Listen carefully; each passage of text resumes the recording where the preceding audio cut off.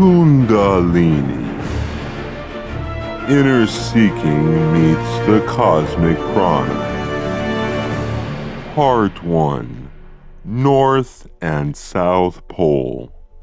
In the infinite universes, there is only one energy. It is what the Confederation calls love light, light love, or intelligent energy. Ra says that the origin of all energy is the action of free will upon love. The nature of all energy is light. The means of ingress into the mind-body-spirit complex is duple. What are the duple means of ingress? The upward spiraling universal light energy moves through the south, or negative, pole of our magnetic system of energy centers. The downward spiraling inner light moves through the north, or positive pole of our magnetic system of energy centers. The locus, where these two energies meet within the system, is the measure of the entity's level of ray activity.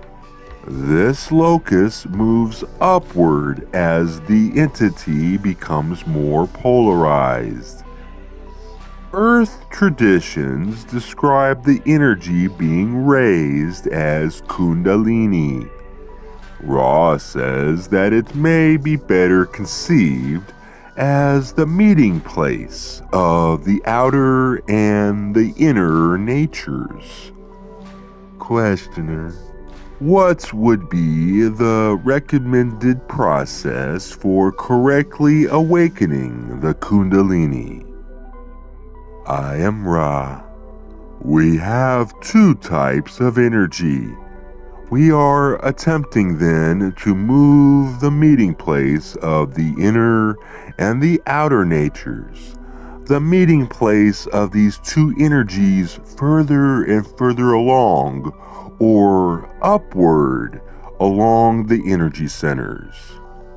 The two methods of approaching this with sensible method are: first, the seeding within oneself of those experiences, which are attracted to the entity through the South Pole. South Pole. Red ray. The south, or magnetically speaking, negative pole of the energy system has a physical locus that is identified with the root, or red ray, energy center. What is the energy being attracted to and through it? Ra gives the energy various names, including cosmic prana, universal light energy, the energy of life itself, the upward spiraling light, the outer nature. They say about this energy that its point of ingress may be seen as coming through the feet from the earth and through the lower points of the spine.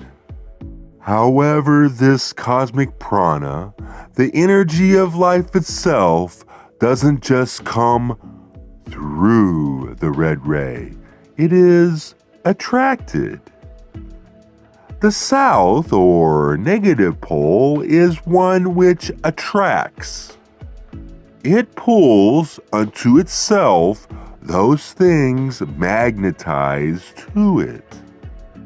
The most important concept to grasp about the energy field is that the lower, or negative pole, will draw the universal energy into itself from the cosmos.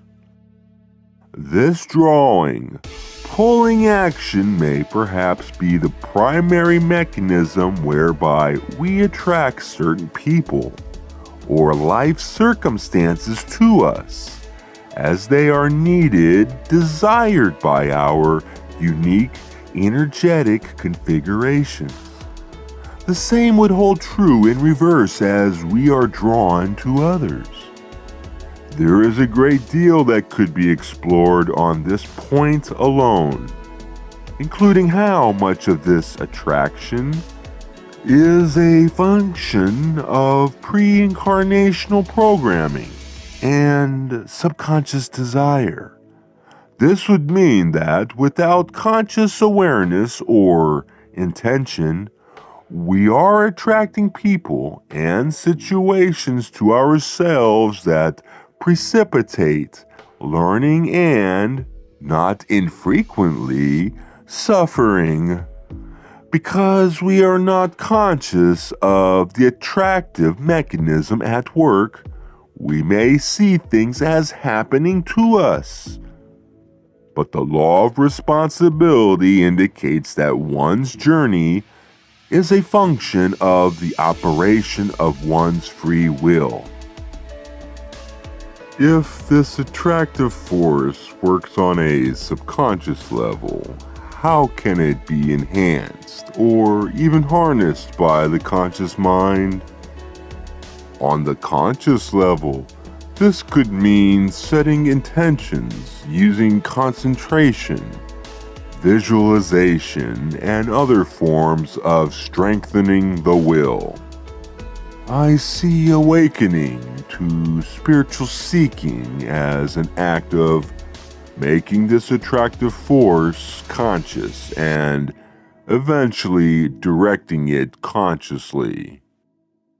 Of this energy attracted to us, Ross says that this point of ingress of the universal light energy is undifferentiated until it begins its filtering process through the energy centers.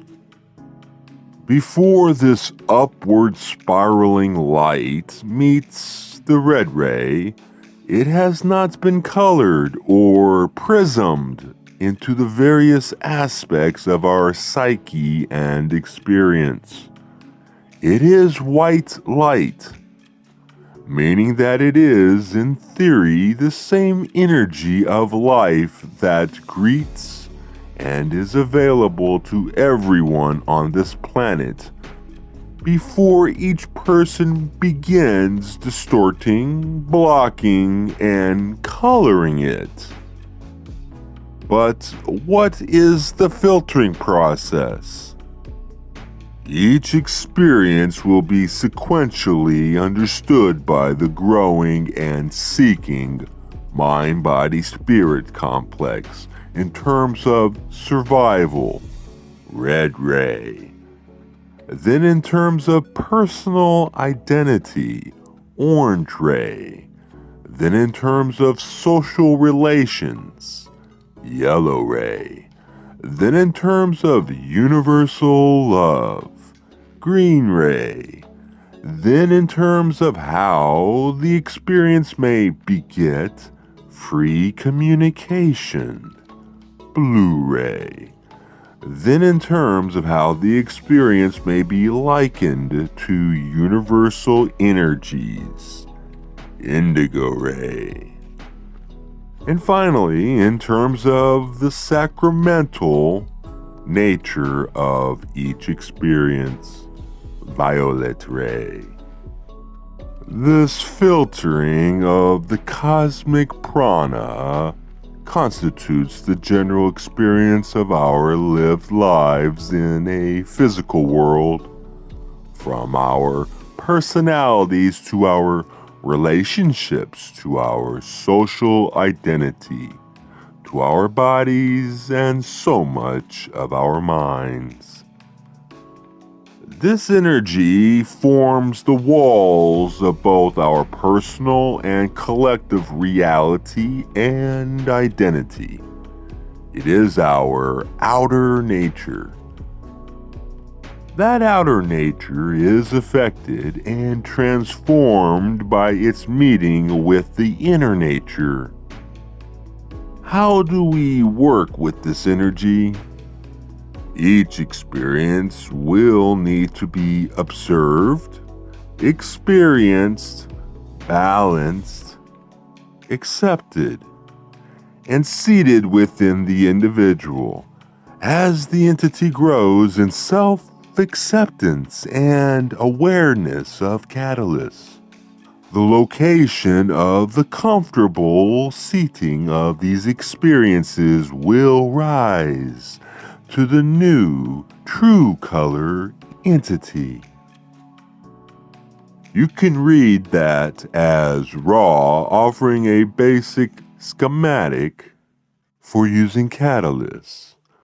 Or to put that another way, basic instructions for how to use the material of your life. And as an entity grows in self-acceptance and awareness of catalysts, the location of the comfortable seating of these experiences will rise to the new true color. The yellow ray entity will become the green ray entity, the green ray, the blue ray, and so forth. This is the work of transformation. Each ascent of the energy upwards in the chakra system raises the vibration, expands the point of view, awakens the self from the dream, and ultimately merges self with Creator. The crossing of thresholds may be accomplished by challenges, crisis, initiations, or even death and rebirth. Though the South Pole energy is not limited to the first three energy centers, working with this energy through the first triad is extremely important for a number of reasons, including those with blockages in these first three energy centers will have continuing difficulties in ability to further their seeking of the law of one. But remember, we are talking about two sensible methods of raising that locus of Kundalini energy. Working with the cosmic prana streaming through the South Pole is just one of these two. North Pole, violet ray. Moving on to the second method, we continue where we left off.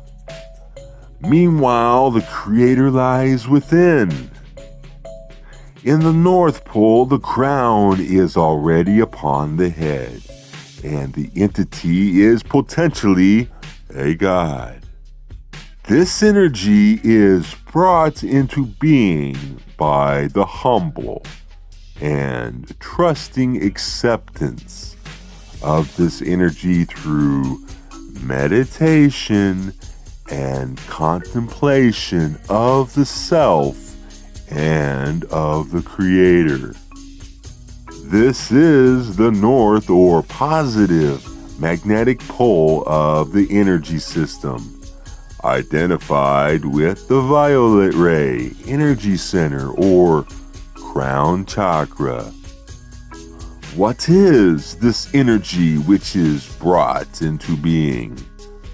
Ra has even more names for this energy, including the inner nature, the inner light, the inward fire, the Polaris of self, the North Star, the guiding star, the birthright, the heart of being, the indwelling Creator awaiting or abiding within. The true nature of all entities. This energy is the home of the mystics. It points to the second or tandem aspect of awakening and raising the Kundalini. The recognition that meanwhile, on the other end of the magnetic energy system, the Creator lies within. This energy does not meet and come into the self as does the cosmic prana of the South Pole.